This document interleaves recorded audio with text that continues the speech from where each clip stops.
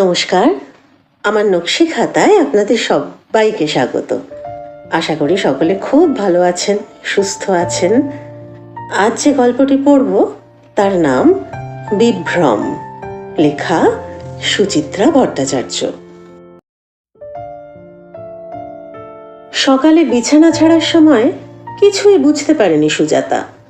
প্রভাতী চা পানের সময়ও নয়। বছরখানেক হলো দিল্লিতে ছেলে ছেলে বউয়ের সংসারে তারা পাকাপাকিভাবে চলে এসেছে স্বামী স্ত্রী। এখন সুজাতার না নড়ে বসলেও চলে, তবু নিজেদের জন্য দিনের প্রথম চাটা সুজাতা এখনো স্বহস্তেই বানায়। কাপ ডিশ হাতে নিয়ে তখনও কেমন যেন বেভুল চোখে তাকিয়েছিল অতীশ। সুজাতার তখন প্রাতঃভ্রমণে বেরোনোর তাড়া, ব্যাপারটা সেভাবে খেয়ালও করেনি, আমলও দেয়নি। কি করে সে আন্দাজ করবে একটা আজব কিছু ঘটে গেছে মানুষটার মস্তিষ্কে। প্রথম সত্যিকারের খটকাটা লাগলো ব্রেকফাস্টের টেবিলে। সকালে বেজায় হুড়ুদ্দুম বাঁধে বাড়িতে।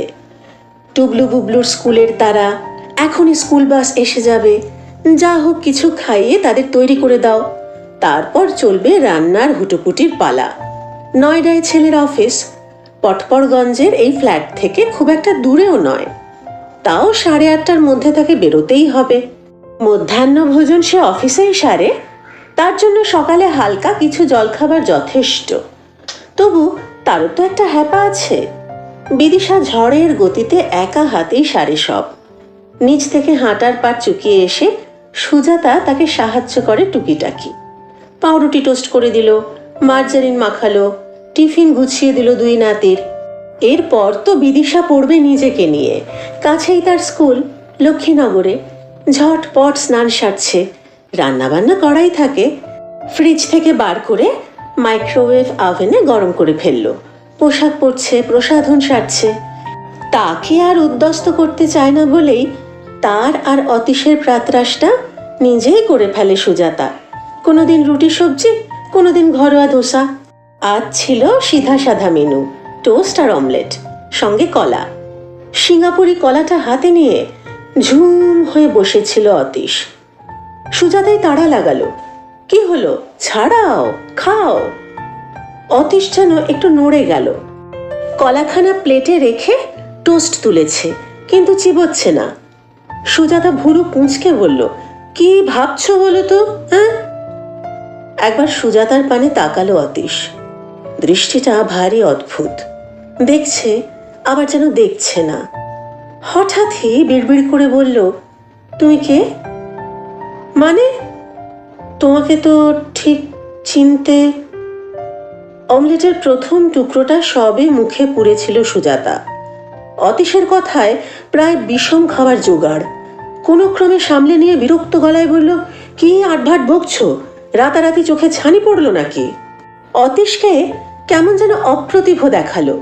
মিনমিনে গলায় বলল, না তো, আমি তো পরিষ্কার দেখছি। কি দেখছোটা শুনি? সুজাতার গলা একটু চড়েই গেল। আমি তোমার বউ সুজাতা বসু নই? সকালবেলা অন্য এক মহিলা তোমার ছেলের ফ্ল্যাটে ঢুকে গপ গপ করে টিফিন খাচ্ছে। সুজাতার উত্তেজনায় কোনো প্রতিক্রিয়াই ঘটল না অতীশের। ঈষৎ ঘোলাটে চোখ জোড়া ঘুরছে ইতি উতি, একটু বুঝি অস্থির ভাবে। সুজাতা ফের বলল, এটা কি ধরনের রসিকতা হচ্ছে? অতীশের হেলদোল নেই। বরাবরই সে মৃদুভাষী, নিচু গলাতেই বলল, সুজাতা কোথায় গেল? তাকে দেখছি না যে। আশ্চর্য, আমি তাহলে কে? জবাব নেই, শুধু বিরল কেশ মাথাখানা নড়ছে দুদিকে। সুজাতার বুকটা একবার ধক করে উঠল। 70-72 ধরল নাকি লোকটাকে? কিংবা অন্য কিছু ঘটে যায়নি তো? ঘুমের মধ্যেই হালকা সেরিব্রাল অ্যাটাক, হয়তো বাইরের অঙ্গ প্রত্যঙ্গের কোনো ক্ষতি হয়নি, শুধু ব্রেনেতেই। খাওয়া শেষ করতে পারল না সুজাতা। উঠে গেছে ছেলের ঘরে। বিদিশার সাজগোজ শেষ, ব্যাগখানা কাঁধে। আয়নায় আরেকবার দেখে নিচ্ছিল নিজেকে। সুজাতা নার্ভাস গলায় বলল, একটা বিপদ হয়ে গেছে বিদিশা। কি হলো মা? বিদিশা ঘুরে তাকালো। তোমার শ্বশুরমশাই বোধহয় হঠাৎ অসুস্থ হয়ে পড়েছে। ওমা, সে কি? এক্ষুনি তো কাগজ পড়ছিলেন, উঠে খেতে গেলেন, এখনো সে ডাইনিং টেবিলেই। এমনিতে কিছু বোঝা যাচ্ছে না, তবে। সুজাতা কম্পিত স্বরে বলল, ও কাউকে চিনতে পারছে না বিদিশা, আমাকেও না। যা, এই তো 10 মিনিট আগে আমার সঙ্গে কথা হলো, বললাম ওর ঘড়িটা সারাই হয়ে গেছে, আজ ফেরার পথে নিয়ে আসবো। শুনে উনি হাসলেন। বিশ্বাস করো, এই মাত্র আমাকে জিজ্ঞেস করলো, তুমি কে, সুজাতা কোথায়? বিদিশা ঠোঁট ছুঁচলো করে একটুক্ষণ দেখলো শাশুড়িকে, তারপর মুচকি হেসে বলল, কাল রাত্রিরে ঝগড়া টগড়া করেছিলেন বুঝি? কই না তো। নিশ্চয়ই হয়েছিল, বাবা তাই আপনাকে টাইট দিতে চাইছেন। বিদিশার হাসি চওড়া হলো। ইটস জাস্ট আ ফান মা, রিল্যাক্স। সুজাতা মোটেই আশ্বস্ত হলো না। তার সঙ্গে সত্যি তো তেমন বাদ বিতণ্ডা হয়নি অতীশের। কবেই বা জোর তর্কাতর্কি হয় তাদের মধ্যে। সুজাতা মেজাজ হারায়, অতীশ কখনো না। বরং মনঃপুত না হলে নিঃশব্দে চেপে যায় প্রসঙ্গটা।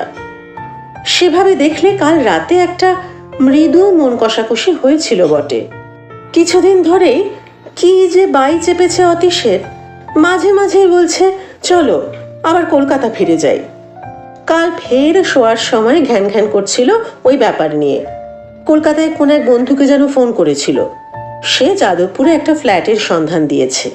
দাম খুব একটা বেশি পড়বে না, মোটামুটি আয়ত্তের মধ্যে। সুজাতা হজম করতে পারেনি, তেরে ফুঁড়েই বলেছিল, এখানে তোমার অসুবিধাটা কি হচ্ছে শুনি? যত্ন আত্মীর অভাব ঘটেছে? ছেলে, ছেলের বউ কখনো তোমার সঙ্গে খারাপ ব্যবহার করে? তা নয়, তবু। ওই তবু নিয়ে তুমি থাকো। ছেলে নাতি সব এখানে, কলকাতায় আমি ফিরে যাব কিসের জন্যে? হ্যাঁ, অতই যদি যাওয়ার সাজ জাগে তো তুমি একা যাও, আমি নড়ছি না। আর টু শব্দটি করেনি অতীশ। ঘরের লাগোয়া ব্যালকনিটায় গিয়ে দাঁড়িয়ে রইল কিছুক্ষণ, তারপর এসে শুয়েও পড়ল বিছানায়। নিশ্চয়ই ওই তুচ্ছ চোটপাটটুকুর প্রতিশোধ নেওয়ার জন্য অতীশ এরকম নাটক জোড়েনি। সুজাতা থরথর গলায় বলল, না গো বিদিশা, সত্যিও মজা করছে না, তুমি এসো দেখো। শাশুড়ির পিছু পিছু বিদিশা ডাইনিং স্পেসে হাজির। আহারে ব্যস্ত ছিল অতীশ, পায়ের শব্দ পেয়ে চোখ তুলেছে। স্মিত মুখে বিদিশাকে বলল, স্কুলে বেরোচ্ছ? হ্যাঁ বাবা, 9:30 তো বাজে।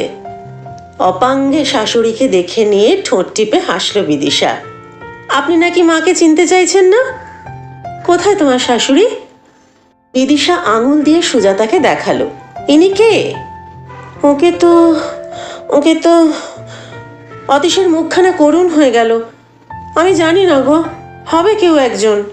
কি বলছেন বাবা? ইনি রানার মা নন? টুবলু বুবলুর ঠাম্মা নন? কি জানি, তবে এ সুজাতা নয়। কপাল কুঁচকে অতীশকে আরেকটু দেখে নিয়ে শাশুড়ির হাত ধরে টানল বিদিশা। দরজার কাছে নিয়ে গিয়ে চাপা স্বরে বলল, আমি বুঝে গেছি মা, বাবার কিচ্ছু হয়নি। কোনো কারণে বাবা আপনার উপর খুব রেগে আছেন, আর ঘাঁটাবেন না, সামলে সুমলে ম্যানেজ করে নিন। বলেই কোনো ক্রমে হাসি চেপে ধাঁ। সুজাতা হতবুদ্ধির মতো দাঁড়িয়ে, ক্ষণ পূর্বের উদ্বেগ ছাপিয়ে দপ দপ করছে মাথা। গোমড়া মুখে এলো অতীশের সামনে, ভার গলায় বলল, ছেলের বউয়ের কাছে আমায় হ্যাটানা করলে চলছিল না? কাল তোমায় কি এমন খারাপ কথা বলা হয়েছিল? কলকাতায় বুড়ো বুড়ি কি এমন সুখে ছিলাম আমরা? মরে পড়ে থাকলেও তো কেউ দেখার নেই। বোন, ভগ্নিপতি, ভাগ্নে, ভাগ্নি কারোরই তো টিকি পাওয়া যায় না।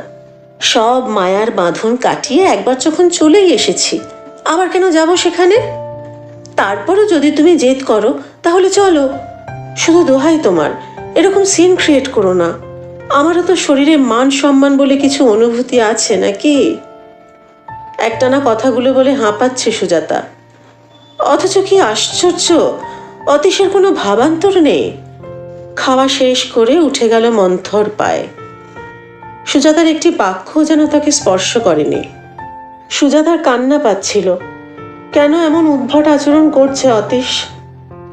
ডাক্তার দেখাতেই হলো শেষমেশ। সর্বক্ষণ পাশে থাকা মানুষটাকে চিনতে পারে না, উল্টে তাকেই খুঁজছে। অথচ অন্য সব ব্যাপারে মোটামুটি স্বাভাবিক।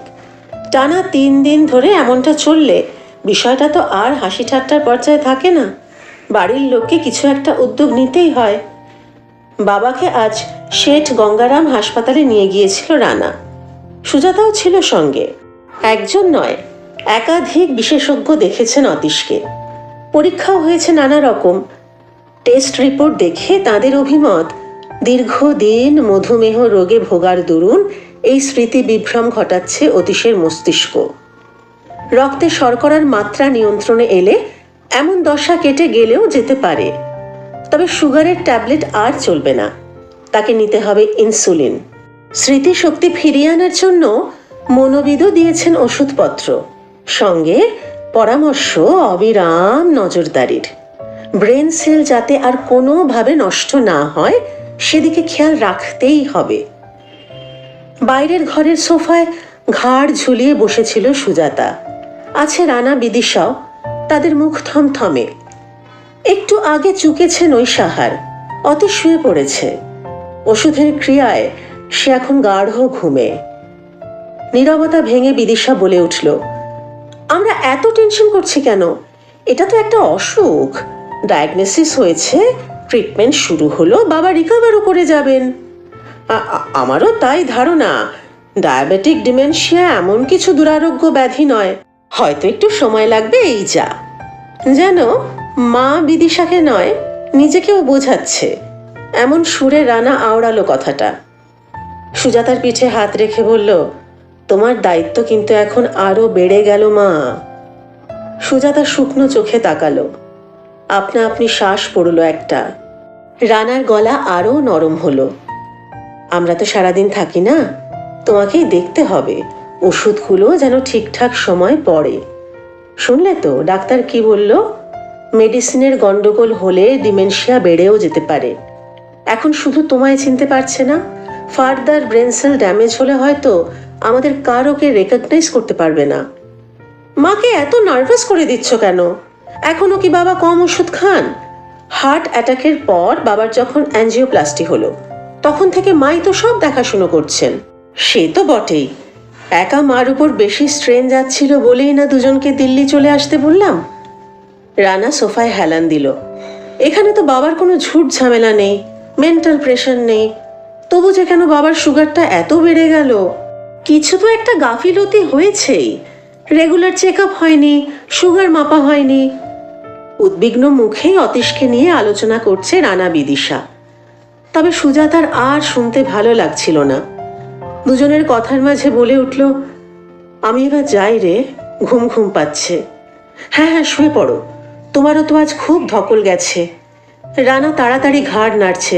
তবে একটা কথা, আপাতত একটা লোককে আমি ফিট করছি, কাল থেকে রেগুলার এসে ইনসুলিন পুশ করে যাবে। তাকে দেখে দেখে তুমি ইনজেকশন দেওয়াটা শিখে নাও। কিছু কঠিন নয়, মা পারবেন। সুজাতা মলিন হাসল। এ জীবনে কত কিছুই তো পেরেছে, পেশাদার নার্সের ভূমিকাটাই বা আর বাকি থাকে কেন?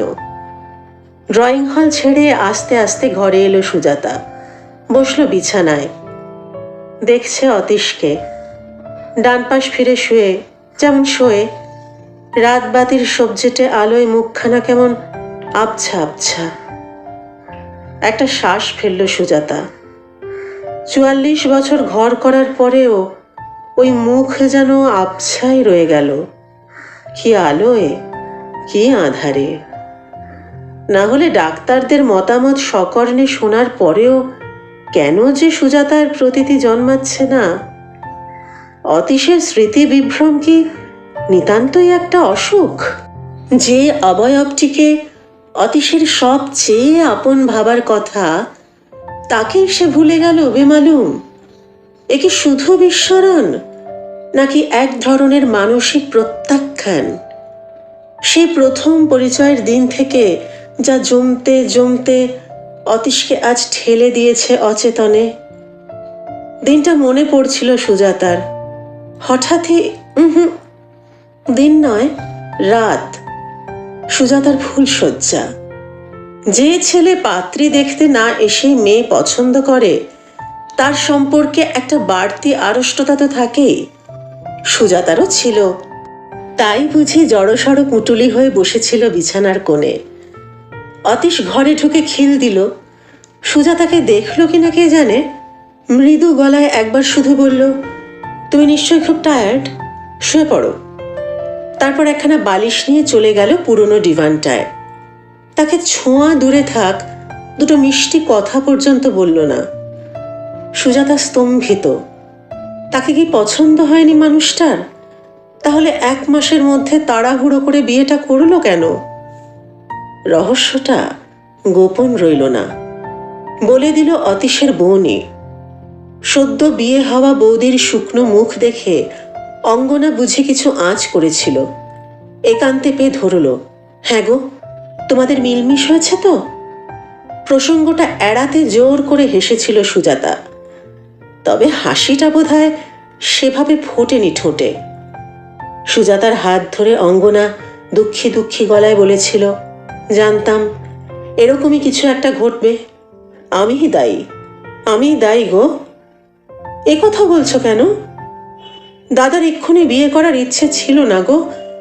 আমার জন্য, আমার বিয়ে দিতে গিয়ে বাবার এত দেনা হয়ে গেল, সেই লোন শোধ করতেই দাদাকে।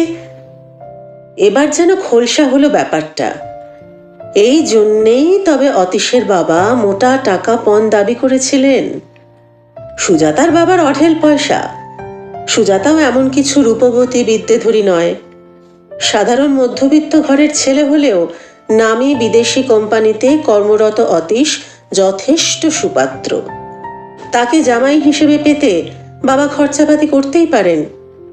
তবু অনিচ্ছুক ঘোড়ার সঙ্গে তাকে জুতে দেওয়া, মনটা খচখচি করছিল সুজাতার। অঙ্গনাই ফের বলল, প্লিজ বৌদি, ধৈর্য ধরো, একটু মানিয়ে গুছিয়ে নাও। দেখবে দাদাটি আমার মোটেই খারাপ নয়। ভুল বলেনি অঙ্গনা। আস্তে আস্তে সম্পর্ক তো তৈরি হয়েই গেল। হয়তো একটু প্রগল্ভ হতে হয়েছিল সুজাতাকে, একটু বা বেহায়া। মানুষটা শেষ পর্যন্ত কাছে এলো তো। তারপর তো মোটামুটি মসৃণ পথেই চলেছে সংসার। অবশ্য ততদিনে অতীশের বিয়েতে অনিচ্ছার আর একটা কারণও জেনে গেছে সুজাতা। এক পিস্তুত বোনের সঙ্গে নাকি প্রেম চলছিল অতীশের। নিজের পিসির মেয়ে নয়, সেকেন্ড কাজিন। দুবাড়ির থেকেই প্রবল আপত্তি ছিল। তবে সুজাতার সঙ্গে বিয়েটা না হয়ে গেলে শেষ পর্যন্ত কি ঘটত বলা কঠিন। যাই হোক, বিয়ের পর কিন্তু কোনো অবৈধ সম্পর্কে জড়িয়ে পড়েনি অতীশ। মনে তার যাই থাক, সে তখন ডুবেছে কাজের নেশায়। চাকরি ছেড়ে দিয়ে ছোট একটা কারখানা বানালো বৈদ্যুতিক যন্ত্রপাতির। কোথা থেকে টাকা জোগাড় করেছিল কে জানে, তবে সুজাতার বাবার কাছ থেকে চায়নি। অতীশও বলেনি, সুজাতাও জানতে চায়নি। সুজাতার কেন যেন মনে হতো তাদের দুজনের মাঝে এক ফালি গোপনীয়তা বজায় রাখাটা বুঝি ভীষণ জরুরি। ওটাই যেন তাদের বন্ধনের পলেস্তারা। ওই ব্যবধানটুকু নিয়ে খোঁচাখুঁচি করলে চিড় খেয়ে যাবে সম্পর্ক। তারপরেই তো শুরু হলো অতীশের উত্থানের যুগ। উঠছে অতীশ, শুধুই উঠছে। জেদ আর পরিশ্রমের জোরে দাঁড় করিয়ে ফেললো ব্যবসা। বাল্ব, টিউব, চোখ, ফ্যান, কত কি যে বানাচ্ছিল তখন। শিলিগুড়ি আর পাটনায় সেলস অফিসও খুলে ফেলল। টাকা তখন খোলামকুচির মতো উঠছে। রানা ইঞ্জিনিয়ারিং পাশ করার পর তাকে আমেরিকায় পাঠালো। তার আগে জমি কিনে বাড়ি বানিয়ে ফেলেছে সল্ট লেকে, গাড়ি কিনেছে। বিলাস বৈভবের যেন অন্ত নেই। বিদিশার সঙ্গে অনেক বছর ধরে প্রেম চলছিল রানার। ছেলে দেশে ফেরার পর তাদের বিয়েটাও দিল ধুমধাম করে। কি চোখ ধাঁধানো অনুষ্ঠান ছিল! আহা, এত কিছু ঘটে চলেছে, অথচ অতীশ আগা গোড়াই কি নির্বিকার। আনন্দে তার উচ্ছ্বাস নেই, দুঃখে সে ভেঙে পড়ে না। কি আজব মানুষ! মাত্র 1 বছরের মধ্যে বাবা মা দুজনেই চলে গেলেন। ওই বাবা মার জন্য অতীশ কি না করেছে, কিন্তু তাদের মৃত্যুতে 2 ফোঁটা জলও ঝরল না চোখ দিয়ে। প্রকাশ্যে তো নয়, আড়ালেও নয়। যেন বাবা মার মৃত্যুও নিছকই এক ভবিতব্য। রানা কলকাতায় ফিরে ব্যবসার হাল ধরল না, চাকরি নিয়ে দিল্লিতে ঠাঁই গাড়ল। তাতেও অতীশ কি আশ্চর্য রকম বিকারহীন, নাকি হৃদয়হীন! কি কপাল! সেই মানুষটার হলো কিনা হার্ট অ্যাটাক। কদিন ধরেই শ্বাসকষ্ট হচ্ছিল, রাত দুপুরে জেগে উঠে বসে থাকতো বিছানায়। জিজ্ঞেস করলে এড়িয়ে যেত যথারীতি। তারপর একদিন চরম বাড়াবাড়ি, ডাক্তার, অ্যাম্বুলেন্স, হসপিটাল, দ্রুত চিকিৎসা শুরু হয়েছিল বলে বেঁচে গেল কোনো ক্রমে। আর অ্যাঞ্জিওপ্লাস্টি করার সময় জানা গেল অতীশের শরীর নাকি রোগের আধার। সুগার, প্রেশার, 2 কাল সাপই নাকি বাসা বেঁধেছে তার মধ্যে। কবে যে বাঁধল বাসা! এক ছাদের নিচে এক বিছানায় টানা 32 বছর কাটিয়ে তখন কেন যে টের পায়নি সুজাতা? নাকি বুঝেও কোনো সূক্ষ্ম অভিমানে সুজাতা উদাসীন থেকেছে? থাক, এখন আর ওসব ভেবে কি লাভ। আবছায়া মাখা বিছানায় বালিশে মাথা রেখে আপন মনে একটু হাসল সুজাতা। এক অসহায় হাসি, প্রায় কান্নারই মতো। এতাল বেতাল চিন্তায় ঘুমও উবে গেছে চোখ থেকে। এখন শুধুই জেগে থাকা, রাত ভর অচেনা সেজে থাকা মানুষটার পাশে। উফ, কি শাস্তি, কি শাস্তি! দিনের পর দিন যায়, সপ্তাহ গড়িয়ে মাস। ক্ষণকালীন বসন্ত বিদায় নিল দিল্লি থেকে। পায়ে পায়ে হানা দিচ্ছে গ্রীষ্ম। দিনের বেলা এখন বেশ তাপ, রাতটুকু যা স্বস্তি। সেদিন দুপুরে খাওয়া দাওয়ার পর সুজাতা একটু জিরোচ্ছিল। ভাত ঘুমে প্রায় জড়িয়ে আসছিল চোখ। হঠাৎই সচকিত হয়েছে, আজ না অতীশের সাপ্তাহিক ব্লাড সুগার মাপার দিন। রক্তে শর্করার মাত্রা দেখার জন্য রানা একটা যন্ত্র কিনেছে। ব্যবহার প্রণালী খুবই সহজ, শিখে নিয়েছে সুজাতা। ইনসুলিন ফোড়ার পাশাপাশি এই কাজটাও সে নিজেই করে। ঘড়ির দিকে চোখ পড়তে সুজাতা আশ্বস্ত হলো। না, খাওয়া শেষ হওয়ার পর এখন 2 ঘন্টা হয়নি, মিনিট 5 বাকি। তাড়াতাড়ি সাজ সরঞ্জাম গুছিয়ে সুজাতা ড্রয়িং হলে এলো। টিভি খোলা, চলছে নিজের মনে। হাতে খবরের কাগজখানা ধরে অতীশ ঘাড় হেলিয়ে দুলছে। কাছে গিয়ে সুজাতা কেজো স্বরে ডাকলো, শুনছ? নড়ে উঠল অতীশ, তাকিয়েছে। সেই দুঃসহ দৃষ্টি। সুজাতা বলল, হাতটা বাড়াও। আঙুলে পিন ফুটিয়ে রক্ত নিল সুজাতা। নিয়ম মতো সারল পরীক্ষাটা। যন্ত্রে 162 দেখাচ্ছে। আগের দিন 153 ছিল, অর্থাৎ বেড়েছে একটু। সুজাতার ভুরুতে পলকা ভাঁজ। কি যে হচ্ছে, কিছুতেই সুগারটা ঠিকঠাক থাকছে না। ডাক্তারকে একবার জিজ্ঞেস করা দরকার, ইনসুলিনের ডোজ বাড়াতে হবে কিনা। ফের ঘরেই ফিরে যাচ্ছিল সুজাতা, কি ভেবে থামল। ঘুরে বলল, টিভিতে কি দেখছো? অতীশের মাথা নড়ল সামান্য। তেমন কিছু না, এই ঘুমোতে হলে ঘরে এসে ঘুমো। আমি দুপুরে ঘুমোই না, সুজাতা ঘুমোয়। প্রায় শিশুসুলভ উক্তি, তবে বোঝা যায় স্মৃতি টনটনে আছে। শুধু এই জলজ্যান্ত সুজাতাটিকে ছাড়া। অপ্রসন্ন স্বরে অতীশকে কথাটা শোনাতে যাচ্ছিল সুজাতা। ফোন বেজে উঠেছে। রানা না বিদিশা, দুজনেই আজকাল মাঝে মাঝে অতীশের খবর নেয় দুপুরবেলায়। পিনপিনে বিরক্তিটা গিলে সুজাতা রিসিভার তুলল। হ্যালো বৌদি, কেমন আছো তোমরা? প্রশ্নের তোমরা গৌরবে বহুবচন। অতীশের সাম্প্রতিক ভীমরতির সমাচারটি পেয়ে বোন ভারী উতলা হয়ে পড়েছে ইদানিং। সুজাতা নিষ্পৃহ স্বরে বলল, চলছে একই রকম। কিছু উন্নতি হলো দাদার? তোমায় চিনেছে? কই আর, এমনিতে তো মোটামুটি নর্মাল, তাই না? অঙ্গনার রীতি মাফিক প্রশ্নটা শুনে সুজাতার একটু হাসিই পেল। যে মানুষ অষ্টপ্রহরের সঙ্গীকে চিনতেই পারে না, তার নর্মাল থাকা বস্তুটি যে ঠিক কি? সুজাতা নিষ্প্রাণ সুরেই বলল, হ্যাঁ নর্মালি তো বলতে পারো, শুধু সুগারটা একটু আপ ডাউন করছে, এই যা। সুগার বড় সর্বনেশে অসুখ, তাও তোমাদের কপাল ভালো, দাদার টোটাল স্মৃতিভ্রংশ হয়নি, তাহলে কিন্তু তোমরা আরো আতান্তরে পড়ে যেতে। অর্থাৎ অতীশের এই মেমোরি লসটুকুকে সুজাতার সৌভাগ্যই বলছে অঙ্গনা। তারপর আবার তার গলা বাজল, একটা কথা বলবো বৌদি, রাগ করো না। কলকাতার বাস উঠিয়ে দাদাকে দিল্লি নিয়ে যাওয়াটা বোধহয় ঠিক হয়নি। যে শহরে জন্ম, কর্ম, বেড়ে ওঠা, এতগুলো বছর যেখানে কেটেছে, হঠাৎ একদিন শিকড় উপড়ে 68-69 বছর বয়সে অন্য কোথাও নিয়ে গিয়ে তাকে পুঁতে দিলে কোনো মানুষ কি ভালো থাকতে পারে? আমি কি তোমার দাদাকে জোর করে নিয়ে এসেছি তার ইচ্ছের বিরুদ্ধে? কিছুটা তো বটেই।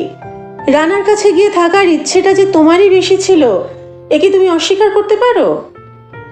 আগেও একদিন এনিয়ে বিনিয়ে কথাটা বলেছে অঙ্গনা, আজ সরাসরি তর্জনী তুলল।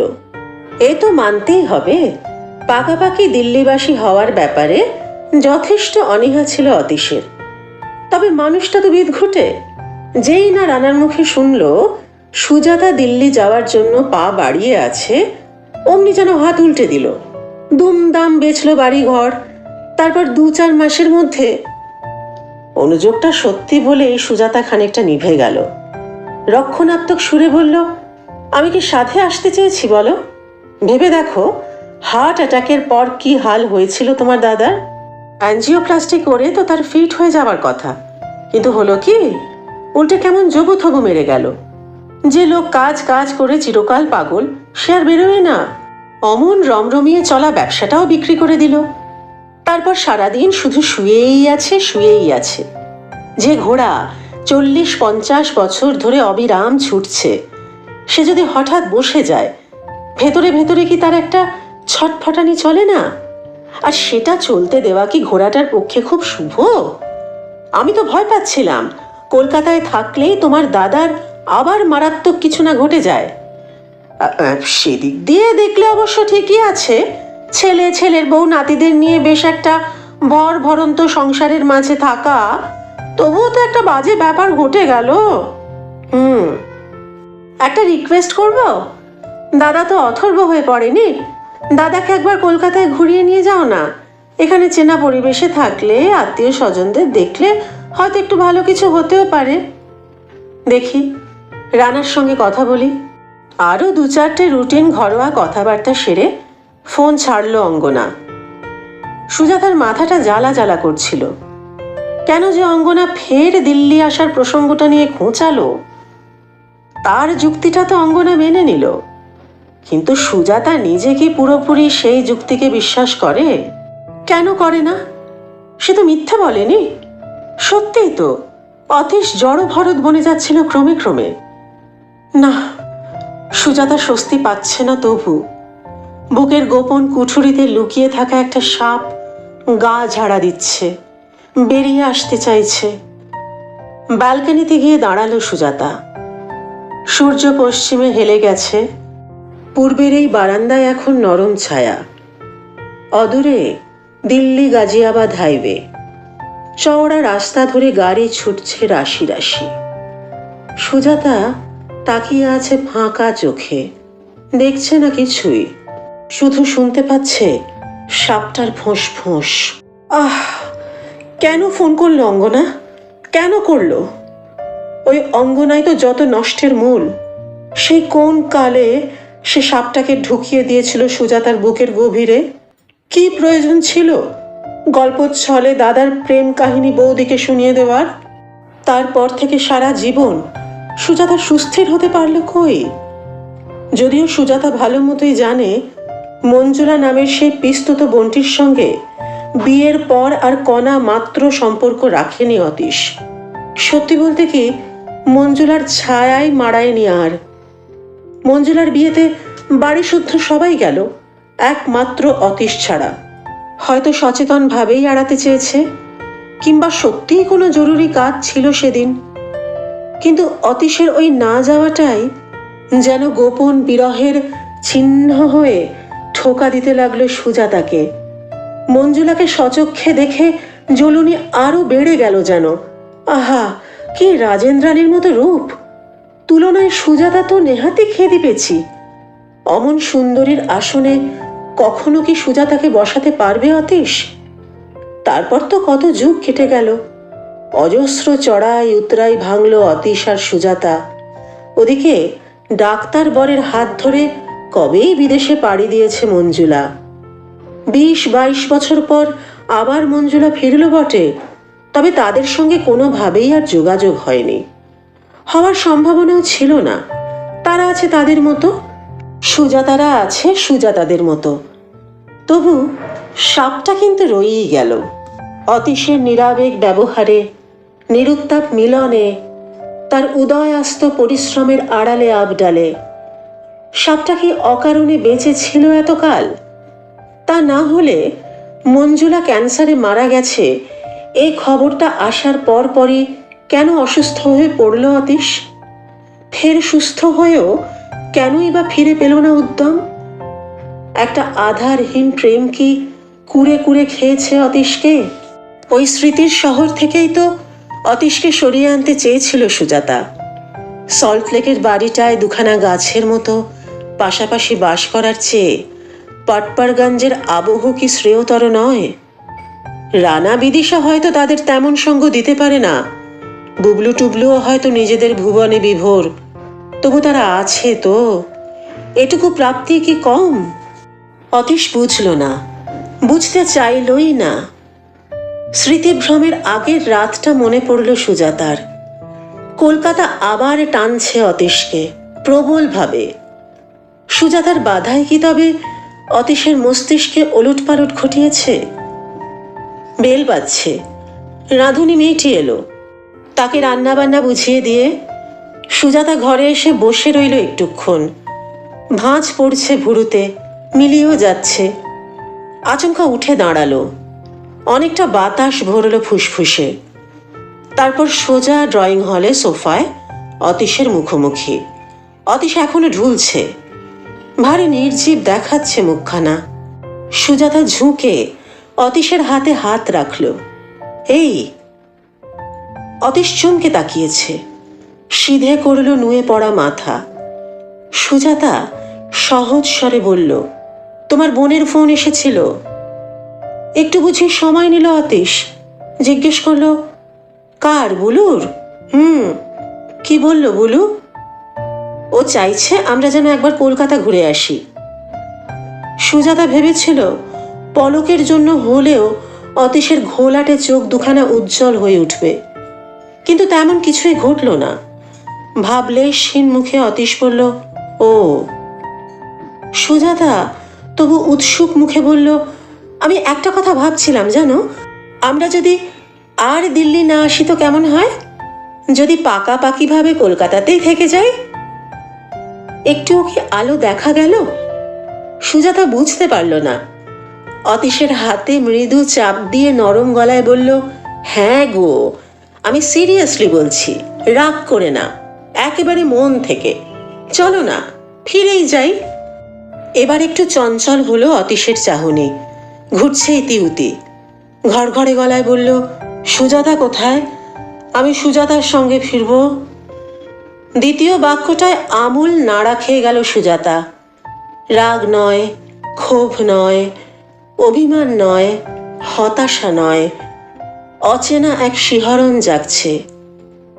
অতীশ সুজাতার সঙ্গে ফিরতে চায়, যেন জগতে একমাত্র সুজাতার ওপরই নির্ভর করতে পারে অতীশ। কিন্তু কোন সুজাতা, যার মধ্যে এক ফালি মঞ্জুলাও মিশে আছে? তা থাকুক না, সেই কল্প মানবীয় তো এখন স্রেফ সুজাতা, শুধুই সুজাতা। এ কি সুজাতার জয় না হেরে যাওয়া? সুজাতা বুঝতে পারছিল না। বিভ্রম গল্পটি এখানেই শেষ হলো। যিনি ভুলে গেলেন তিনি তো ভুলেই গেলেন, যাকে ভুলে গেলেন তার কথাই ভাবছি। কেমন লাগলো গল্পটি জানাবেন। ভালো লাগলে চ্যানেলটি সাবস্ক্রাইব করে আমার পাশে থাকবেন, আর নকশি খাতাকে আপনার নিজের করে নেবেন। সকলে খুব ভালো থাকুন, আনন্দে থাকুন, সুস্থ থাকুন, শান্তিতে থাকুন। শিগগির দেখা হচ্ছে। আজ আসি।